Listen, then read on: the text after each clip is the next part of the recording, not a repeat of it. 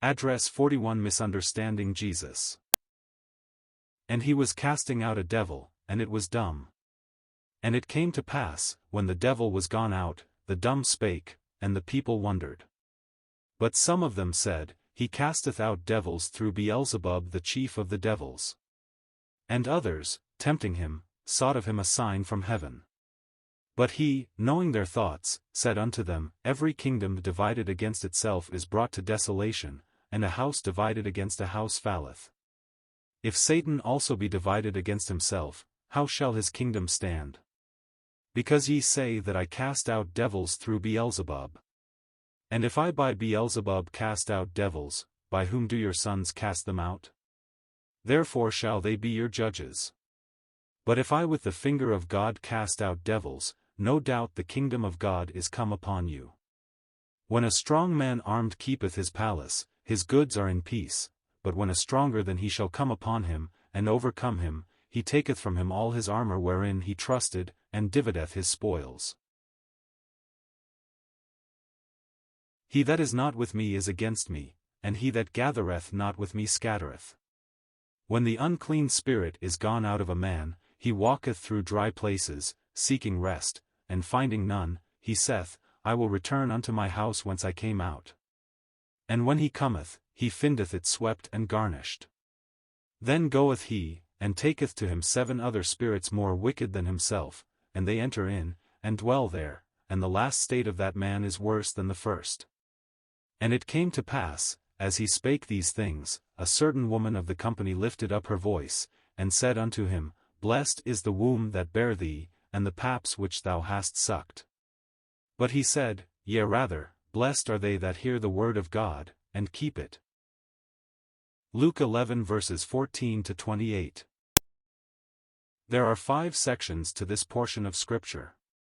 First, in verses 14 to 16, we have the Lord casting out demons, the wonder of the people and evil thoughts running through the minds of his enemies, certain of the Pharisees who were looking on. Second, in verses 17 to 20 our Lord is talking with the Pharisees. Third, in verses 21 to 23, the parable of the stronger one who takes away the armor of the strong. In verses 24 to 26 we have the parable of the unclean spirit cast out, and the empty house. Then in verses 27 and 28 we have our Lord's words to the woman who had ascribed special honor and glory to the mother of Jesus. He refused anything of the kind, because it is not the will of God that we should put the mother in the place of the son. In the first part, then, we find the Lord Jesus, as usual, ministering mercy and grace to needy souls, and among others, there was one who was demon-possessed. The demon had such control of the man that he was unable to speak. But when the Lord cast out the evil spirit the man spoke freely, and the people wondered. But while they marveled at what was done, they did not recognize the fact that a great prophet had arisen among them, nor that one stood in their midst to show them the way to God. So they found fault with him. They were continually misunderstanding him, mainly because they did not desire to know the truth. How many people there are in our own day who will find fault with the Bible, with Christianity, with the Lord Jesus Christ, but who never make any effort to discover the truth. They seldom look into the pages of the Bible, they do not seem to want to find out what God has to say. They do not attend meetings where they might hear the word preached, or observe what is taking place, and yet they are insistent on finding fault with the teachings of the book they never open. I think one of the best ways to silence people like that is to challenge them to search the Bible for themselves and find the truth. Often we hear something like this, I hear the preacher teaches so and so, or the Bible teaches so and so. We should ask them, do you ever read the Bible? You will find that they do not know the scriptures with which they are finding fault. And so it was when our Lord was here. They had no desire to understand him, they had no thought of taking his messages seriously. They had made up their minds that he could not be the Messiah, and so everything he did and said they misinterpreted. Even when he manifested his mighty power by casting out demons, some said, He casteth out demons in the name of Beelzebub, the chief of the demons. It was as much as to say that the demons are subject to a leader, which of course is absolutely true. They called that leader Beelzebub, which is another name for Satan. The name of one of the Phoenician gods was Beelzebub, which means, the Lord of Flies. Such pagan nations had gods over everything. These Jews were really saying that the Lord Jesus was able to cast out demons because he was in league with the prince of the demons, and that the prince of the demons gave him authority, and that the demons obeyed. There was no proof of this. They had never investigated. They never so much as talked it over with him. They never looked into the matter, but they just jumped at that conclusion. And so men jump at conclusions today. Jesus has always been misunderstood. These people were hypocrites. They were trying to cover up their sins with a cloak of pretended righteousness, and when Jesus exposed their hypocrisy they hated him for it. You remember the story of the African chieftainess in the days of Robert Moffat. He had noticed one day that he was to be visited by this chieftainess, and so he dressed up in his best clothes in order to meet her. She came attired in barbaric splendor. As she talked with him she happened to see a mirror hanging from a tree outside his cabin door. She had never seen anything like it before. She went up to examine it, and what she saw startled her. She beheld the ugliest face she had ever seen. She looked on the other side but saw nothing. Then she asked for an explanation. Whose was that awful face she saw in the glass? He explained that it was her own face. When at last she was convinced it was true, she demanded the mirror. He did not want to part with it, he needed it to shave, to trim and comb his hair. But she was insistent and offered to buy it from him, giving in trade elephant tusks, or something else of value. He thought it would be better to be on good terms with her and so he sold it to her.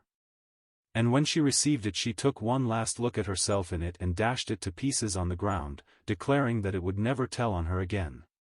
That suggests why these hypocrites were always finding fault with our Lord.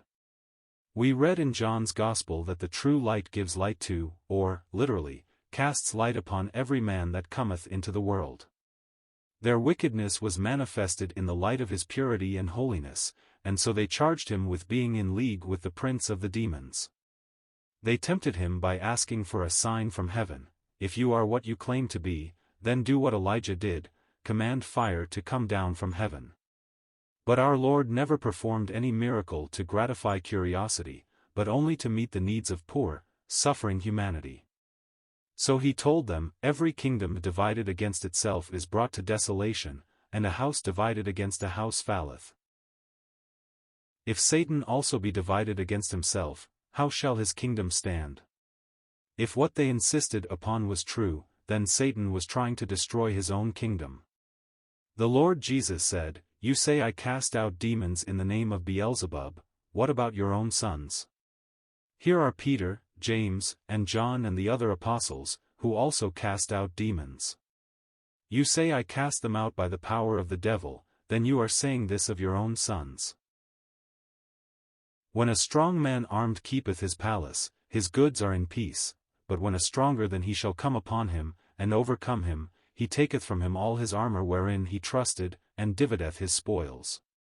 He that is not with me is against me, and he that gathereth not with me scattereth." It is easy to see who the strong man is, even Satan himself, who has held mankind in bondage for centuries, yes, thousands of years, but when Jesus came into the world he bound the strong man. When Satan came to tempt Jesus in the wilderness, our Lord met him every time with the Holy Scripture. He broke the power of Satan in the lives of people who had been his poor slaves. Now it becomes us to take sides with him against Satan. He that is not with me is against me, and he that gathereth not with me scattereth. You know what Jesus has done for you, he has delivered you from the power of sin. You know he has broken the chains of habit that bound you, but do you fully yield to him? Have you taken your place in association with him, owning him before the world not only as your Savior but as your Lord? Next comes the parable of the unclean spirit to show the danger of professing outward allegiance to him and having nothing in the heart. When the unclean spirit is gone out of a man, he walketh through dry places, seeking rest, and finding none, he saith, I will return unto my house whence I came out. And when he cometh, he findeth it swept and garnished. Then goeth he, and taketh to him 7 other spirits more wicked than himself, and they enter in, and dwell there, and the last state of that man is worse than the first. Jesus likens the body and soul of a man to a house in which the evil spirit has dwelt. After the demon has been driven out, the house is empty, for the Spirit of God does not come into the man who has not accepted Christ. He pictures the demon as one going out into the wilderness seeking an abode, wandering through desolate places and finding no home. At last he says, I will return to my house from whence I came. When he returns he finds it swept and garnished. There is no one living in it. There may be no evil habits in the life, but Christ has not found lodgment in that heart, so the evil spirit says, I will take me 7 other evil spirits, and we will take up our abode in him. Thus the last state of that man becomes worse than the first. This has a special application to Israel. The unclean spirit of idolatry had been cast out of Israel, as a result of the Babylonian captivity. God sent them into Babylon to cure them of idolatry. Whatever else they failed in, they were never again an idolatrous nation. All down through the centuries since, Israel has maintained its confession, the Lord our God is one. The house was empty, swept and garnished when God sent his blessed Son to bring salvation to all who would trust him. He was not received, so the religion of Israel has remained in the same empty condition ever since. The day is coming when the evil spirit of idolatry will return to the nation, with 7 other spirits more evil than itself. In the Great Tribulation Israel will be given over to worse corruption than they have ever known before, when they accept the Antichrist instead of the Christ of God.